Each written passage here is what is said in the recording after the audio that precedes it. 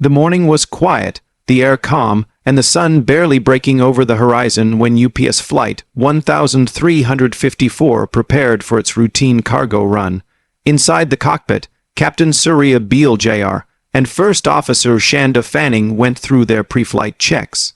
Both were experienced pilots, Beale with over 60,000 flight hours, Fanning a seasoned aviator known for her calm precision. It was a flight they had done countless times before, from Louisville to Birmingham. But that morning would become a haunting entry in aviation history, one that began with a sound no pilot ever wants to hear, the shrill ringing of cockpit warning bells. The aircraft, an Airbus A300-600F, sat on the tarmac gleaming under the early light. To the outside observer, everything seemed perfectly normal. The engines roared to life, their deep hum echoing across the quiet airport. The crew's communication was routine, standard radio checks, system verifications, fuel confirmation. There was nothing to suggest that within an hour, the plane would be a smoldering wreck at the edge of a runway, its cockpit torn apart, and its pilots fighting for their lives in the final seconds of a doomed descent. As Flight 1354 climbed through the morning haze, the mood inside the cockpit was professional but light. Beale and Fanning discussed their arrival into Birmingham, reviewing approach procedures and weather reports. The skies were clear, but visibility around the airport was low due to early morning fog, a common but manageable challenge for experienced pilots. The A300's autopilot systems were functioning normally, guiding the aircraft smoothly as it approached the Alabama airspace. At 4:45 a.m., the crew began their descent. The first officer handled the approach checklist, verifying flap settings, descent rate, and alignment with the runway. But as the plane descended through the clouds, subtle signs of trouble began to appear. The glide slope indicator was giving inconsistent readings, a sign that their precision approach system wasn't functioning properly. Beale decided they would conduct a non-precision approach using the aircraft's altitude and distance readings rather than relying solely on the instrument landing system. It wasn't ideal, but it was a common alternative when electronic guidance faltered.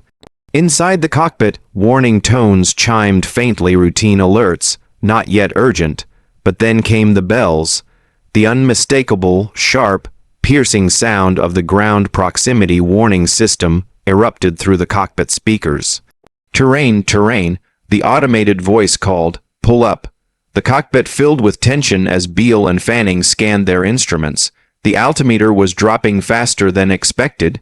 Their descent rate was dangerously high, but the horizon outside was still black, offering no visual cue of the ground below. Check altitude, Fanning said urgently.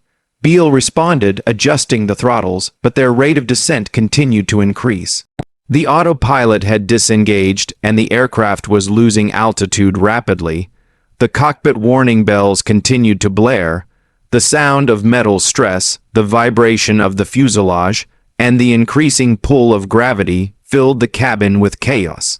At that moment, the right engine began to fluctuate. The sudden jolt and vibration signaled something catastrophic, a partial separation, a loss of thrust, and possibly structural damage. The sound was deafening, and the cockpit shook violently. The pilots struggled against their controls as the A300 pitched forward. The engine, under extreme stress from the rapid descent and aerodynamic forces, tore away from its mount. The bell's warning tones blended into the roar of air and the grinding sound of failure. Seconds stretched into eternity. Beale tried to regain lift, pulling back hard on the yoke. Fanning called out airspeeds, altitudes, and distances, her voice calm but tense. "We're too low," she said, pulling up. But the instruments betrayed them. Their readings were flickering, the altimeter spinning as the aircraft's systems failed one by one. Outside, the faint glow of runway lights flickered in the distance. So close, yet impossibly far. Then came the impact at 4:49 a.m. UPS Flight 1354 struck a hillside less than half a mile short of the runway. The tail section hit first, breaking apart on impact. The fuselage tore open and the cargo ignited, sending a plume of fire and smoke into the morning sky. The cockpit separated from the main body of the aircraft, landing several hundred feet ahead, engulfed in flames. Emergency crews raced to the scene, their sirens cutting through the still air. The inferno was intense, fueled by thousands of gallons of jet fuel and flammable cargo materials. Firefighters battled the flames as daylight began to rise over the charred wreckage. The remains of the aircraft were barely recognizable, metal twisted, the engines displaced, the cockpit destroyed. Both pilots were lost in the crash. The tragedy shook UPS and the aviation world alike. When investigators from the NTSB arrived, they found a grim scene. Scattered debris stretched across a wooded area, the tail section torn apart, the engines separated from their mounts. The cockpit voice recorder was recovered from the wreckage, scorched but intact. The flight data recorder, miraculously preserved, provided the vital clues needed to piece together the final moments of Flight 1354. The recordings painted a haunting picture of those last minutes. The warning bells, the relentless sound of the ground proximity alarm, had echoed for nearly 13 seconds before impact. The pilots were aware of their descent, but seemed to underestimate just how low they were. The non-precision approach had left little room for error, and fatigue may have played a critical role.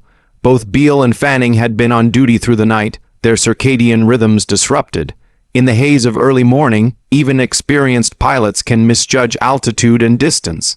Further analysis revealed that the approach path had been too steep and too fast.